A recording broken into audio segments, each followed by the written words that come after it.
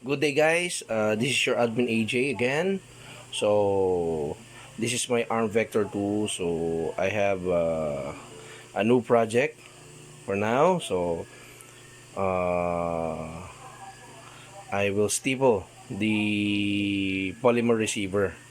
So yung mga parts lang na nahawakan at medyo madulas, yun ang i-staple natin. So we staple the parts that we handle, like here and here, this particular area. So tara, samahan nyo ako um, para ma-staple natin itong ating ARM Vector 2. So this is the first time na siguro napapansin nyo yung ating mga shotguns like this is i-staple din. So disclaimer lang, ito ay aking barrel, so this is my gun. So it's up to you to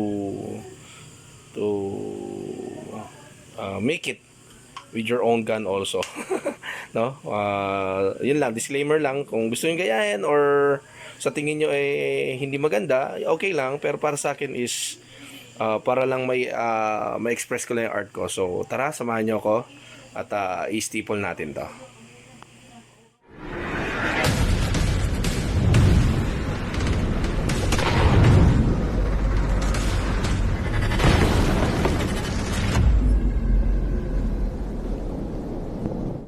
Guys, nandito na tayo. So na-prepare na natin yung ating ARM Vector 2. Prepare our ARM Vector 2. So we separate the receiver to the upper part. So this is our receiver. This is a polymer build. So we can staple it because it's a polymer. So let's go guys. And again, this is a disclaimer. If you want to do this with your gun, and so okay. And if you don't want, also it's okay also. But for me, it's my art, and it's also my gun.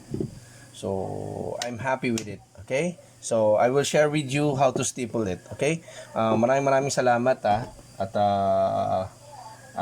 lalo na yung mga bagong subscriber natin sa ating channel. Tara, simulan na nating i-staple to.